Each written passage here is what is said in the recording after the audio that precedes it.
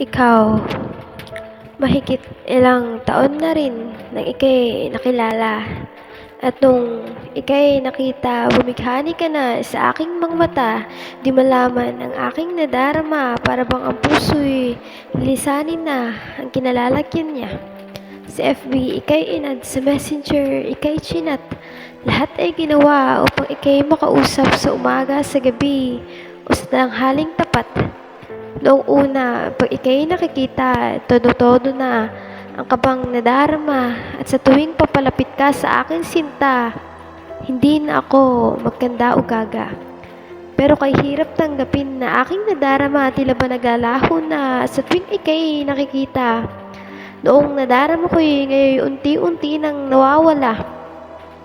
Pero masakit rin naman sa mata ang ikaw ay may kasamang iba, pero bakit ganito ang aking nadarama? Ang isip ko'y naguguluhan para bang ako'y pinaglalaruan mga tanong na sumasagi sa aking isipan. Totoo pa ba ang aking nararamdaman?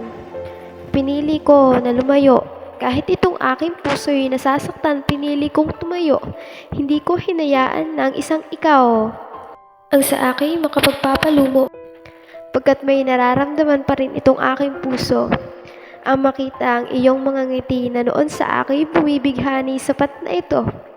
At ito na ang huling pagkakataon. Sa migit ilang ding taon ng aking puso ay sa'yo lang nakatuon, ngayon ay ititikil na. Pagkat alam kong ako sa'yo'y walang pag-asa, alam kong may iba pang mas mahalaga na sa iyo ay lubos na magpapasaya.